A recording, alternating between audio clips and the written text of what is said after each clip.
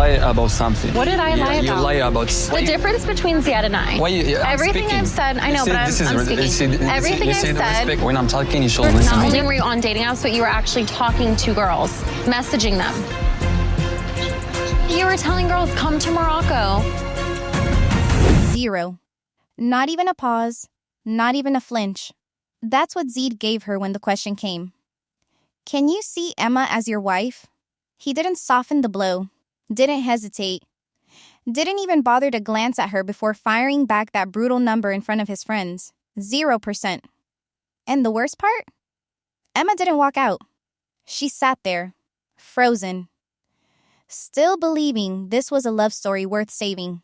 Welcome back to TLC Drama Live. I'm Sabrina. If you're not subscribed yet, do it now, because this mess is far from over, and I need to know in the comments, would you keep sitting at that table if the person you crossed the globe for just told a room full of people that you're not even wife material? They were supposed to be celebrating something, not staging a quiet execution. Emma had flown halfway across the world for what she thought was a relationship upgrade. Turns out, she was walking into a rejection so public, it echoed in every glance exchanged across that dinner table. But before we get to that 0% answer, let's rewind just a few hours to the moment Emma genuinely believed she was about to be proposed to. She curled her hair, contoured her chest, even wore a wig, hoping to charm Zead's friends like it was a casual step toward building a future together. But what she didn't know, what she refused to see, was that this dinner was never about merging families. It was Zead's final test. And she walked straight into it thinking it was a formality before a ring. From the jump, the vibe was off. She looked ready for a gala. He looked ready to bolt. His friends greeted her with a strange mix of politeness and restraint, like they'd already been briefed on what not to say. And right when she started recounting how Zead used to call her his wife in the first 10 minutes of texting, one friend's eyes damn near fell out of his head. That's when the realization hit.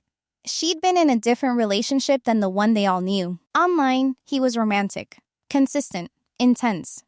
In person, he was restrained, annoyed, and treating her like she was already in the wrong. Still, Emma was trying. She kept smiling through the stiffness, interpreting his silence as nerves, not signals. But every polite response from the table, every stiff nod, was pushing her closer to a cliff she couldn't see. She thought this was her moment of connection, her preview of a life with Zead's people. She had no idea this night would end with her being emotionally gunned down in front of them. No warning, no buildup, just Zead's ice-cold math, 0%. And what makes it sting more is knowing this wasn't a heat-of-the-moment slip. This was preloaded, calculated, delivered with intention. He could have pulled her aside. He could have waited until the cameras were off. But he didn't. He wanted them to hear it. He wanted witnesses. And the silence that followed? It wasn't awkward. It was devastating. Emma looked like someone whose soul had momentarily left her body. But here's the twist that keeps gnawing. After everything, after being lied to, judged, emotionally sidelined, why did she still want that proposal so badly? Was it love? Was it denial? Or did she already know she was being rejected and needed to hear him say it out loud to believe it was real? She believed it. All of it. The emojis, the voice notes, the endless I miss you texts, the way he called her his wife before they'd even met in person. That's the trap, isn't it? The illusion of closeness you build when someone's in your phone every day. When their voice becomes your comfort and their words are always there, waiting when you wake up. Emma didn't fall in love with a man. She fell in love with a frequency. A digital rhythm that made her feel chosen, wanted, secure. And Zead knew exactly what to say to keep her locked in. The more he showered her with attention, the less space she had to question any of it. At first, it felt like destiny. Zead wasn't just sweet. He was consistent. The good morning texts, the good night calls, the way he said things like, "You're my queen, and I already know you're my wife." Who says that 10 minutes into a conversation? A red flag? Maybe. But when you're lonely or looking for something real, it sounds more like fate. Emma was ready to believe it. And honestly, who wouldn't be? Being adored feels like safety. Being claimed feels like a plan. And when you're building that fantasy from a distance, the story you're creating feels more real than anything actually happening around you. But all that fantasy dissolved the second her plane hit Moroccan ground. The man who had once messaged her every single day without fail suddenly became distant. The tone changed. The responses slowed. The warmth faded. And Emma did what most people do when someone they love goes cold. She blamed herself. Maybe she said the wrong thing. Maybe she was dressing wrong. Maybe he just needed time. But what she didn't consider, not really, was that the version of Zead she fell for might not exist outside a screen. The energy shift was obvious, but Emma kept holding on to the image she built. She thought, he's nervous, or he's tired, or this is a big deal for him too. But it wasn't nerves. It was strategy. Zead wasn't stumbling through discomfort. He was recalibrating control. The daily devotion turned into silent withdrawal. The man who once couldn't stop talking now couldn't look her in the eye. And the part that made it sting worse was that he wasn't hiding it. He was doing it all right in front of her, like she should have expected it. When they finally sat down with his friends, Emma thought she was entering the circle. In reality, she was being quietly audited, and the moment she proudly told his friends that Zead used to call her his wife from the start, something in their faces cracked. The disbelief wasn't subtle. One of them looked like he'd just heard a stranger's name. The other couldn't even hide the smirk. That wasn't a confirmation. That was a reveal. And in that split second, Emma realized maybe she hadn't been in a relationship at all. Maybe she'd just been part of one person's illusion. And the scariest part is, once you've invested that much hope, you'll do anything to avoid looking at the truth, even when it's sitting 3 feet across the table. She had curled every inch of that wig, bronzed her chest until it glowed, spent nearly 2 full hours perfecting every detail of her look. Not because she needed to, but because she wanted to make a statement. Tonight mattered. This dinner wasn't casual. It was Emma's first time meeting the people who mattered to Zead, the closest thing she'd get to family approval since his actual family wasn't willing to meet her. She needed this to go right. She thought this would be the moment where all the distance, confusion, and cold silences finally cracked open and led to something real. She didn't realize she was walking into a quiet trial. He wasn't in a rush to compliment her. He barely looked up. No wow, no you look amazing, not even a distracted nice dress. It set the tone. And still, Emma held on to the hope that maybe his friends would bring warmth, or at least insight into the man she used to know. At the restaurant, the greetings were polite, but stiff. There was no excitement, no curiosity, no "so this is the girl we've heard so much about." It felt like walking into a room where people already had notes about you. And when the pleasantries faded and small talk gave way to real questions, that's when the polite smiles started to slip. It wasn't Emma who brought up clothing. It wasn't even Zead. It was one of his friends who looked at her outfit, tight dress, hair done, full glam, and asked, in Arabic, whether she understood how she might be perceived by more conservative Moroccans. Zead translated it carefully, like he was trying to soften the edges. But the message landed hard. She sat there, stunned, because this wasn't a misunderstanding. She had asked him before she came, "Can I dress how I do back home? Will that be okay?" And his answer was simple, "Yes, Morocco is modern. You'll be fine." But now, in front of his friends, the rules were changing. Suddenly, she was expected to know things he had never told her. And it wasn't just about the dress. It was about what else hadn't been said. No kissing in public, no sleeping in the same room, no signs of affection. None of this was mentioned when they were planning the trip. None of this was made clear before she booked a flight. And now, She was being quietly judged for crossing lines she didn't even know were there. What Emma felt in that moment wasn't culture shock. It was betrayal. Not from the country, but from the man who said he would protect her in it. She turned to him, calmly but directly, and said what most people would be too embarrassed to admit in front of strangers. You told me I could wear what I wanted. You said, people dress like it's Europe. And his response? Vague. Weak. Something about old places and new cities. He was fumbling, dodging. Clearly aware that the version of Morocco he sold her and the one she landed in weren't the same. And the version of him that promised safety was nowhere in sight. That's when Emma looked around the table, not with fear, but with clarity. She wasn't angry anymore. She was confused. The man sitting beside her wasn't the guy who used to message her every morning. He wasn't the romantic who once called her his wife 10 minutes after meeting online. And so she said it out loud to his friends in plain English, right there over dinner. He's not who I thought he was. The silence that followed didn't disagree. The word respect meant nothing in that moment. Not when it was being hurled across the table like a weapon. Not when both of them were saying it while actively disrespecting each other. Emma tried to speak. Zead cut her off. She raised her voice. He rolled his eyes. What started as a disagreement about miscommunication spiraled so quickly into something meaner, uglier, and way more personal. Emma had been embarrassed by the clothing comment earlier. But this was humiliation wrapped in blame. And Zead didn't care who was watching. In fact, it felt like he wanted the audience.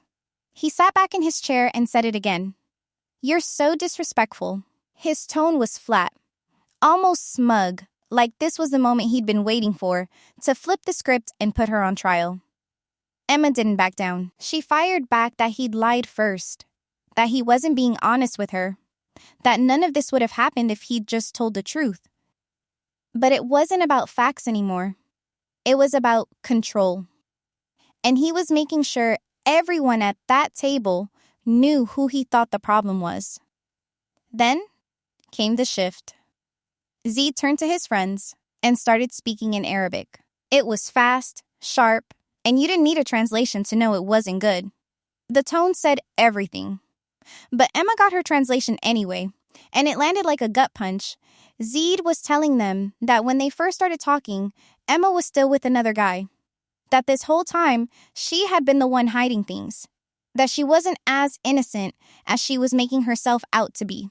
He wasn't defending himself. He was flipping the narrative in real time and painting her as the liar. Emma's face went tight.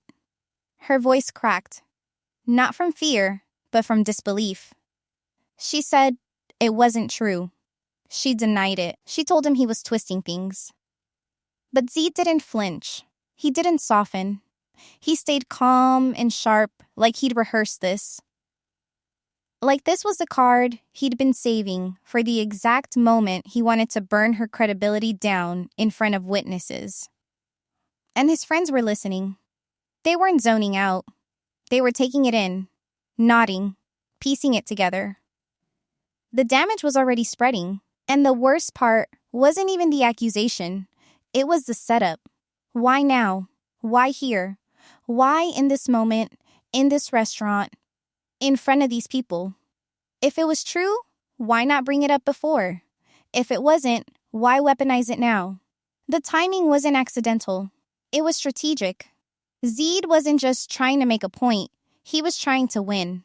And the way he played that card, it wasn't about truth. It was about power. He wanted Emma cornered. He wanted her voice to break. And she could feel that. You could see it in the way she started talking faster, started raising her voice again, desperate to explain.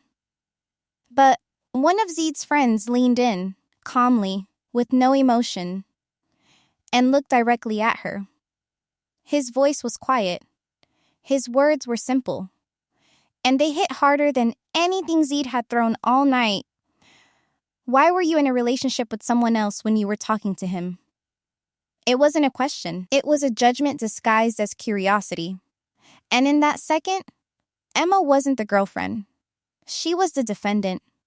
She wasn't ready to be interrogated by strangers. Especially not like this. Not when she was already off balance. Not when she'd flown halfway across the world thinking she was stepping into something solid. Emma's hands clenched slightly under the table, not in anger, but in disbelief. She looked from Zead to his friend, and back again, trying to find something familiar in either of their faces. But all she saw was quiet judgment. The question hung between them, echoing louder than any of the accusations before it.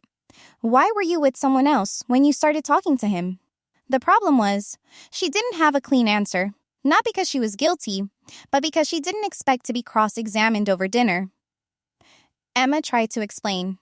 She said there was no overlap, that her previous situation had ended, that when things got serious with Zead, she'd committed fully. But the words felt thin in the air. They didn't land with conviction. Not because she was lying, but because she knew how it looked. And Zead, sitting there with his arms folded, didn't offer her any backup. He didn't clarify, didn't give her the benefit of the doubt, didn't even nod. He sat in silence, letting her drown in half-translations and broken trust.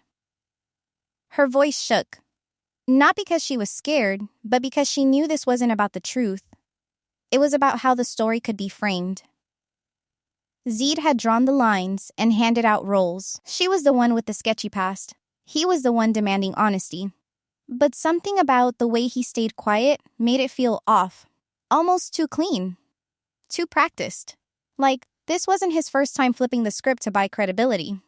And Emma, caught between defending herself and managing her embarrassment, realized she was in a lose-lose situation.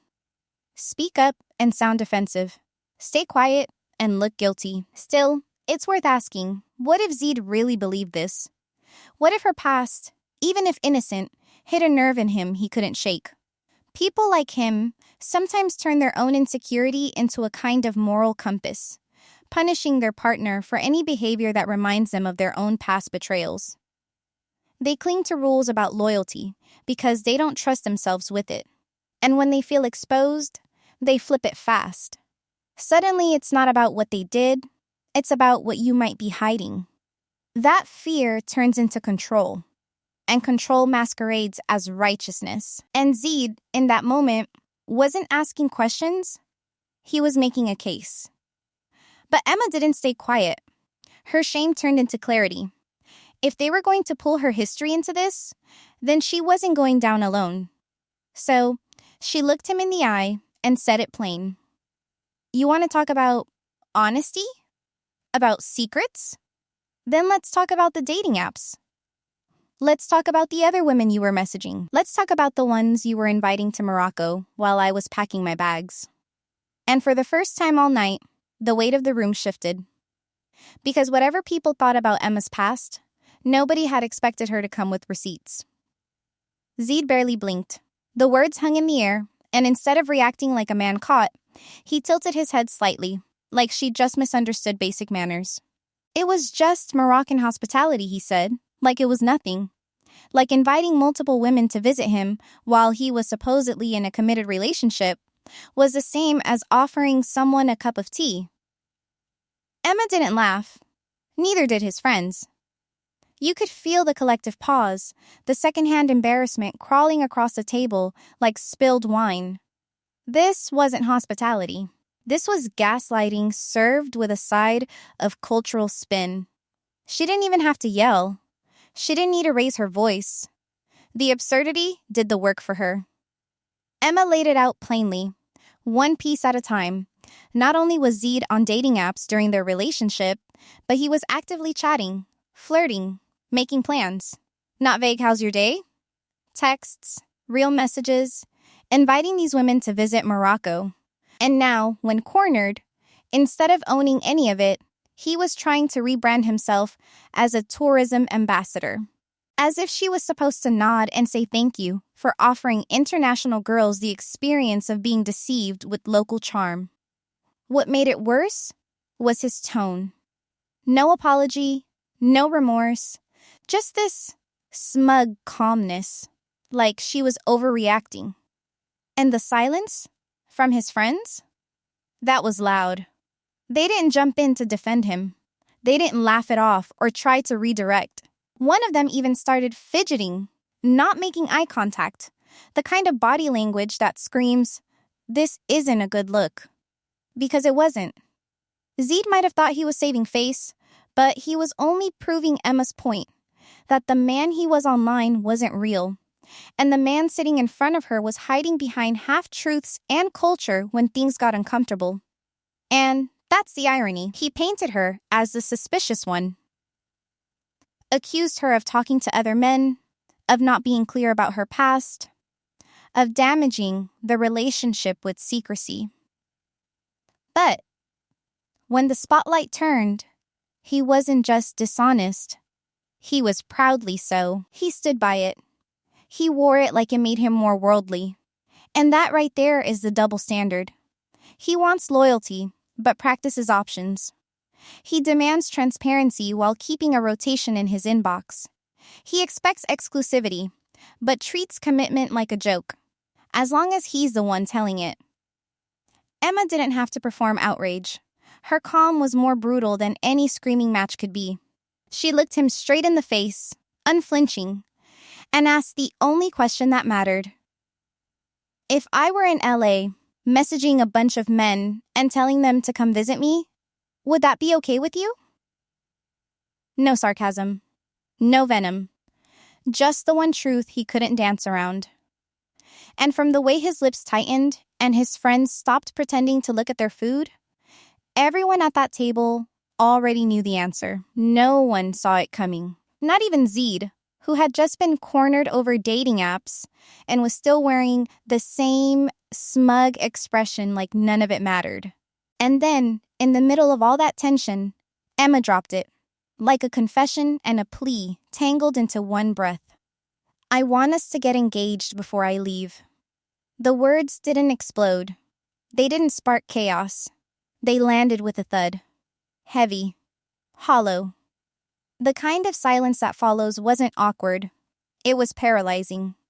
You could hear forks freeze midair. Even the background noise of the restaurant felt like it had the decency to quiet down for a second. No one knew what to say. Not Zead. Not his friends. Not even Emma, after she said it.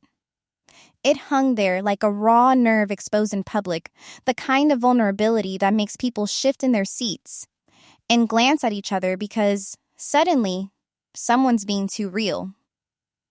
But Emma wasn't joking. She wasn't fishing for attention. That moment was her truth. She meant it. And that's what made it so painful to watch.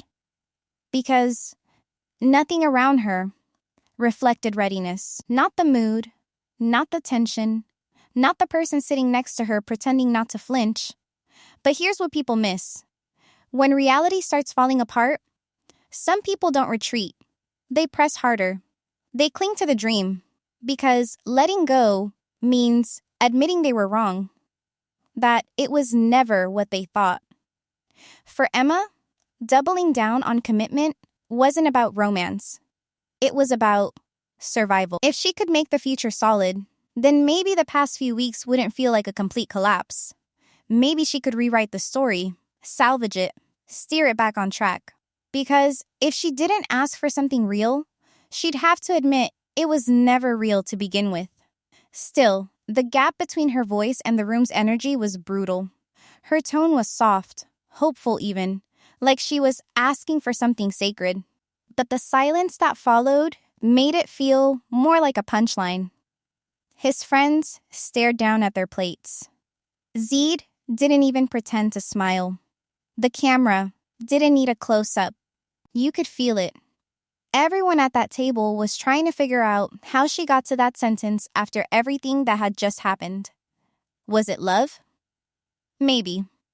But it also looked a lot like panic. Like a last-ditch effort to secure something before it slipped out of reach. Maybe it was the pressure of the trip, the cameras, the hope she carried in her suitcase from LA. Maybe it was denial, or the fear of going home without a ring and having to explain to everyone why it fell apart. Or maybe she believed that if she just pushed hard enough, Zead would snap back into the man she met online, the one who called her his wife, before ever seeing her face in real life. One of his friends shifted awkwardly and then turned to Zead, not unkindly, but directly. "Do you see her as your wife?" The question wasn't an attack. It wasn't framed to start a fight. It was clean, honest, the kind of question you only ask when the answer has been sitting there, unsaid, too long. And Zead, still silent, still expressionless, didn't look at Emma. He looked away. Like even acknowledging her would be giving her too much hope. Zead didn't pause, didn't hesitate, didn't soften his voice to cushion the blow. He answered in English, loud enough for everyone to hear. And he didn't even look at Emma when he said it. 0%. The weight of those two words didn't explode. They dropped like stone. His friend's question had been gentle, even respectful. "Do you see Emma as your wife?" And he didn't blink. Just 0. A clean, hard number. Not maybe. Not I don't know. Not we'll see. Just nothing. And then silence. Emma didn't react right away. For a moment, she looked like she didn't hear it properly. Like maybe she missed a word or misunderstood. But then one of the friends translated it again, just to be sure. He said 0%. The repetition made it worse. The second time didn't clarify. It confirmed. And you could see it hit her like a slow wave, not a slap. Because it wasn't just rejection. It was a rejection made public. A rejection framed like a fact. It wasn't even cruel in tone. That's what made it cruel. It was casual, calculated, measured, and unforgivable. The whole table froze. No one reached for water. No one shifted their chair. Even the waiter walking by knew to keep going. Emma sat still, her expression blank for just a second too long before her face cracked. The kind of crack that doesn't always show up in tears, it shows up in restraint. She didn't cry. She didn't scream. She didn't walk out. She just stared at him like she didn't know him at all. Because in that moment, she didn't. The man who used to call her his wife, who video called her every night and told her he loved her before ever meeting her, was gone. And what sat across from her was someone who had been waiting to humiliate her with precision. And maybe that was the worst part. This didn't feel like an impulsive outburst. This felt rehearsed. Like he had made the decision long before this dinner. Like he knew she was still holding on and needed to cut the rope in front of witnesses so she wouldn't tie it back together later. He didn't say it in private. He didn't pull her aside. He made it public on purpose. Like he wanted her to know, with no space for confusion, that there was no future, no possibility, no sliver of hope. Now, to be fair, honesty matters. And maybe Zead thought he was doing the right thing by not sugarcoating the truth. Maybe he thought clarity was better than prolonging something he didn't believe in. But there's a difference between honesty and harm, between truth and humiliation. And the way he delivered that 0%, that wasn't kindness. That was a power move. He didn't just say he didn't see a future. He stripped her of dignity while saying it. The others didn't defend him. They didn't step in. They didn't try to reframe it because they knew. They saw the way he said it. They saw the way she took it. The entire trip, the messages, the effort, the 2-hour dinner prep, the tears, the travel, the compromises, it all collapsed in a single sentence. And for Emma, sitting there under the weight of everyone's silence, it became painfully clear that this dinner hadn't been a turning point. It was a curtain call. And the trip she thought was about sealing their future had been, for him, a quiet plan to end it. It didn't start with the dating apps, or the clothing, or the 0%. The fracture had begun long before that. Quietly, invisibly, through the small mismatches that slowly grew into gaping distance. No kissing after arrival, no sharing a room, no physical affection. The same man who used to flirt shamelessly through a screen, who once couldn't stop saying I miss you, turned cold and procedural the moment her feet touched Moroccan ground.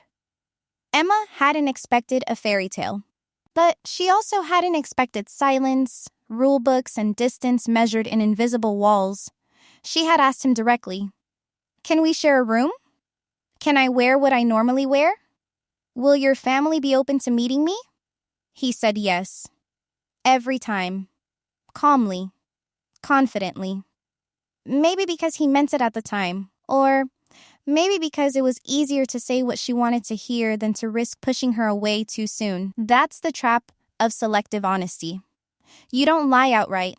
You just keep editing the truth until the other person falls in love with a version of you that doesn't exist in your world. And to be fair, Zead wasn't navigating this in a vacuum. He comes from a culture where expectations shift based on who's watching, where family image carries weight, and certain things, like public affection or tight dresses, don't just reflect on him but on everyone around him. Maybe he was under pressure. Maybe there were conversations off camera with relatives, expectations we didn't see. But pressure doesn't excuse pretense. If anything, it demands more transparency, not less. Because now Emma wasn't just dealing with his discomfort, she was blindsided by a completely different script she never got to read. But this isn't about defending one and blaming the other. Both of them played roles. Emma leaned hard into the fantasy. The love story, the idea of a whirlwind cross-continental romance with an exotic edge and a happily ever after waiting on the other side of customs. She ignored the cold silences, excused the communication shifts, and doubled down even when things clearly started unraveling. Not because she was naive, but because she was all in. She needed it to work, even if it didn't make sense anymore. And Zead, he maintained control by keeping her hopeful, feeding just enough attention to make her feel seen, then pulling back when she got too close. Not openly cruel, but strategically distant. Enough to unsettle her, but not enough to make her leave. And that emotional push-pull? That's what kept her spinning. What looked like culture clash was, at times, emotional manipulation wrapped in politeness. And every unspoken expectation became another unspoken test she didn't know she was failing. Now the cameras don't capture everything. And some things between them, cultural nuance, unspoken rules, family shame, don't translate easily through subtitles. But trust doesn't break all at once. It erodes, piece by piece, each time a promised version of reality gets swapped out for a new rule. And when that happens enough times, the question shifts from what happened to was any of it ever real? And that's where the story sits now, not with clear villains or victims, but with two people who clung to two different versions of the same relationship, never quite hearing each other fully, which raises the one question neither of them ever stopped to ask. Did they ever actually understand the person sitting across from them?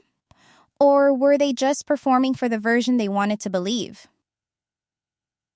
Emma didn't come to Morocco for clarity. She came for confirmation.